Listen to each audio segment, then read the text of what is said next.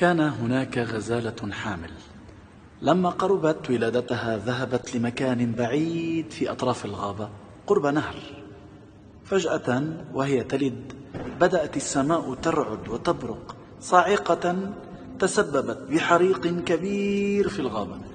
تطلعت عن شمالها رأت صيادا يحاول اصطيادها بالسهم، فتطلعت عن يمينها وإذا بأسد جائع اقترب ليفترسها.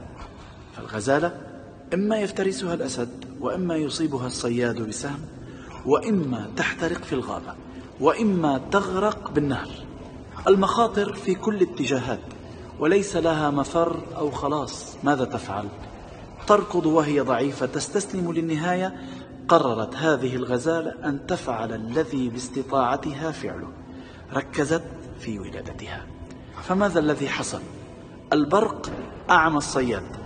خرج السهم الذي كان موجها باتجاه الغزالة وأصاب الأسد الجائع فمات فورا.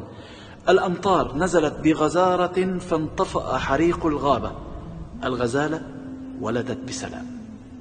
العبرة في الموضوع في حياتك لحظات تكون فيها محاصر في كل اتجاه، أفكار متشائمة، أولادك أتعبوك، حروب روحية، خطايا مسيطرة على قلبك، أمور متعسرة خارجة عن إرادتك، مشاكل. ركز فيما تستطيع فعله واترك الباقي على الذي يرتب حياة كل البشر سبحانه وتعالى. إنه أرحم من الأم على ولدها.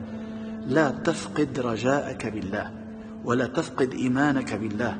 هو عنده حلول كل مشاكلك. وتذكر شيئا مهما: لا تقل يا رب عندي هم كبير، بل قل يا هم عندي رب كبير.